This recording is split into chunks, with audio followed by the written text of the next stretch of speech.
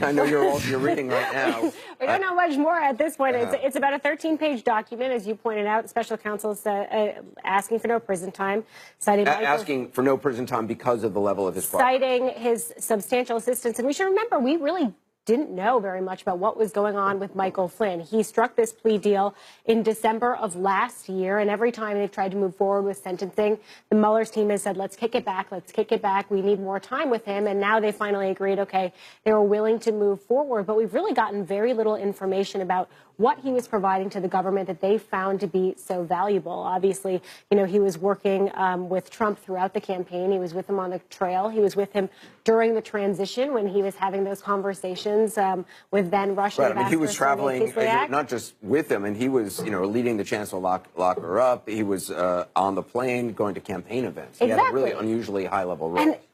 And outside of, those contacts that he had with the Russian ambassador that he lied about that got him into so much trouble, there's also been reporting since he began cooperating with the Mueller probe in the Wall Street Journal, for instance, saying that Flynn did have some relationship with this guy, Peter Smith, if you can remember him, this Republican guy who was looking for, Hillary Clinton's missing emails. So as we dig through this, we're going to try to figure out if it sheds light on what he was actually providing. But Shimon, the fact that that Mueller is recommending no prison time for Michael Flynn, that's very significant. It shows a level of cooperation that has been important. So the fact, and I've been talking about this all day, Anderson, the fact that they're calling it, that they're saying that he provided substantial assistance, those are key words. And you see this in these kinds of cases with cooperators.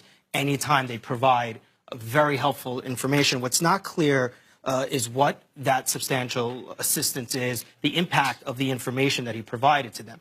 Did they learn things they didn't know about before because of his cooperation?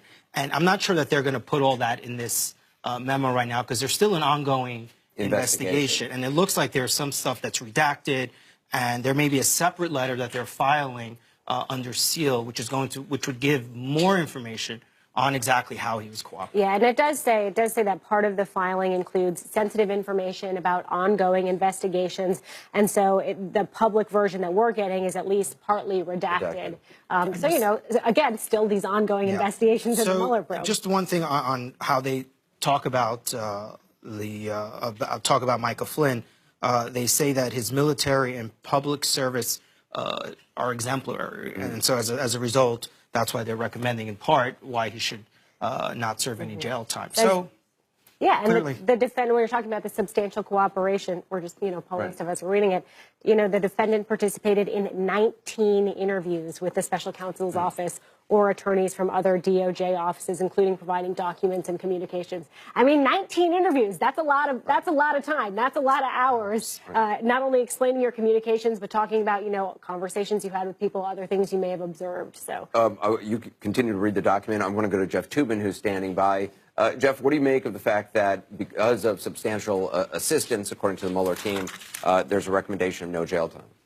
Well, it's very significant. It's very good news for Michael Flynn. I think it's particularly important to remember that other people, like Papadopoulos, who pleaded guilty, did not get a recommendation of no jail time. Even the lawyer, the young lawyer who cooperated, who pleaded guilty and then didn't cooperate, they recommended some jail time for him. This is very substantial cooperation, extremely extensive.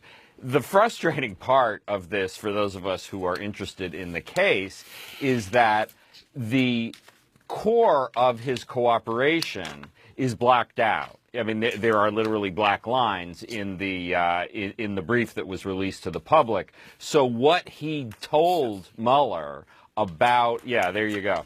What he told Mueller about the Russia investigation, as far as I can tell in my first quick review, is just not disclosed at all. I mean, you just held up one page there. There are page after page of blacked out material.